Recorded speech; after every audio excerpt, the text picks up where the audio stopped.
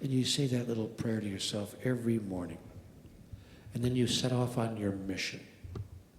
Don't proselytize, don't try to convince anyone, don't try to convert anyone or talk anyone into anything. Just live your life and move through the times of your day in a particular way, and people will say to you quite spontaneously, "What's up with you? I mean, you just seem so together, so peaceful, so okay with it all. What is that about? What are you on?" And then you'll have a chance to say, "Do you really want to know? Do you want to spend 5 minutes talking about this? Because I can tell you all about it in about 5 minutes." And the doorway will be open.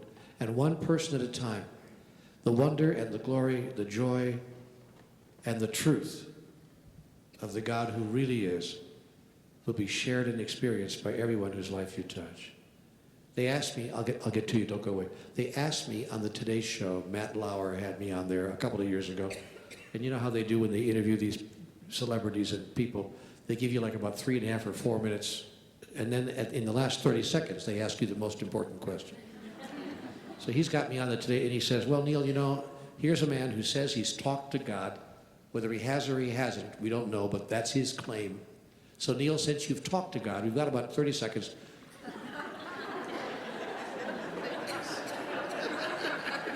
What is God's message to the world?"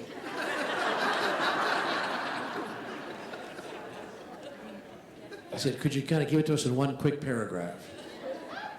I said, I can give it to you in one sentence. I can give you God's message to the world in 5 words. And it's not what you might think it is. He said, "Well, give it to us, please, ladies." He looks at the camera. "Ladies and gentlemen, Neale Donald Walsch with God's message to the world." I looked right at the camera and I said, "Here is God's message to the world in 5 words. You've got me all wrong."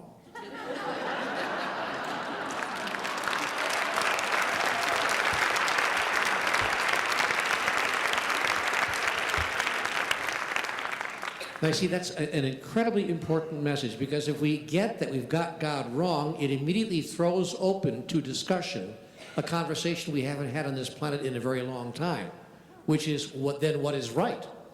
If that's wrong, then what is right? What is the truth? What is so? We'll talk a little bit more about that in just a bit. Yes, ma'am. But we must have the courage. We must have the courage to ask the unaskable question. What if there was more to understand about God? Is it possible that there's something we don't know, the knowing of which would change everything? That's the question.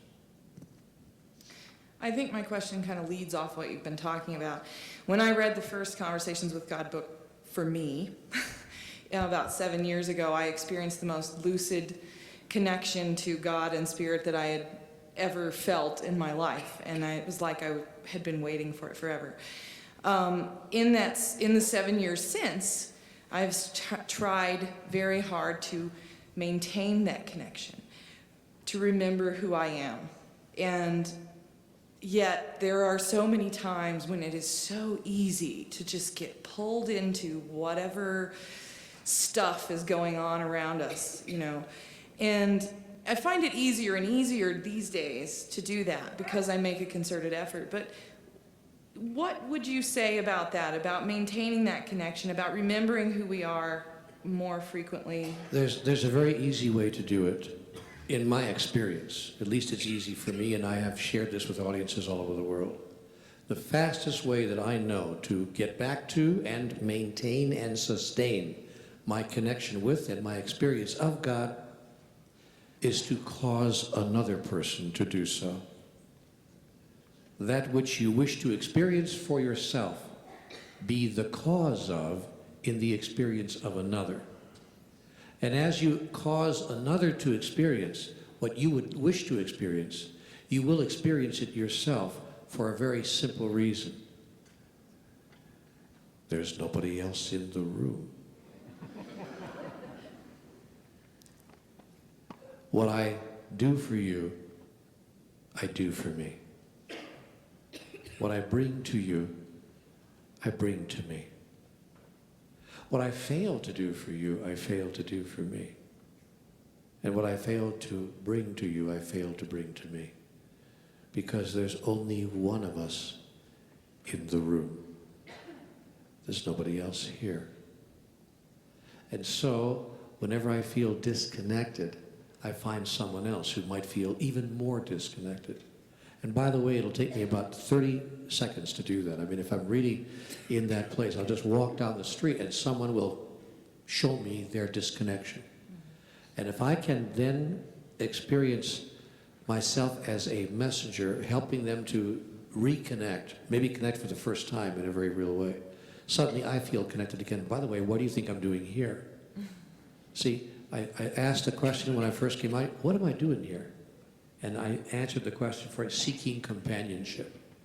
For what I cause you to experience, I cause myself to experience. I should tell you, the people who know me, my personal close ones, would tell you that I felt terrible this evening, physically. I was not feeling well. I was not feeling well at dinner. And I said at dinner, I'm so not wanting to do this lecture tonight. And that's the truth. I'm just being transparent with you. And I was physically ill and not feeling at all good. But you guys healed me.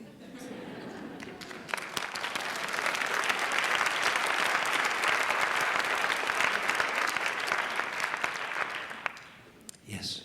Well, I, for one, am very grateful that you did decide to do this lecture, and I wanted to follow through with something you had said earlier about being in the wrong place at the wrong time. And is that really the case? Is it really? No, it's not. Yeah. Speaking again in the vernacular, there is nothing but utter perfection. Yeah. So it's not possible to be in the wrong place at the wrong time. However, as we continue to create our reality in the days and weeks and times ahead, we get to make new choices.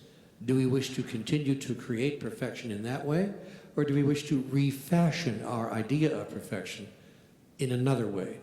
My father made the best apple pies of anyone ever knew. I mean, all of my relatives, all of our friends, all the neighbors, he made them for everybody. Every summer in particular, he'd make apple pies every weekend. And people would come literally, not figuratively, from miles around. My relatives, his brother would come over from like the next town to pick up one of his apple pies. He was just so good at it. And one day he was tinkering in the kitchen. It wasn't his normal weekend times, like a Thursday evening or something. And he was doing stuff with it and making an apple pie, which he never did that on Thursday night. I said, "Dad, what are you doing?" He said, "Well, I'm just trying to get a new recipe and improve my pies." And I said to him, I was about 12, "You can't improve your apple pies. Everybody tells you make the best apple pies in the world. Your pies are perfect." He said, "Well, there's perfect and there's perfect. And I'm going to the next level of perfection." So it's about redefining perfection, through which we redefine ourselves. That life is a constant process of eternal recreation, recreating ourselves anew in the next grandest version of the greatest vision ever we held about who we are. And that's really what's going on. So no, in the strictest sense of the words, metaphysically, spiritually, nobody's ever in the wrong place at the wrong time. But in the relative experience that we have here on this planet, do we choose to continue to bomb people out in order to know who we really are? Or might there be another way?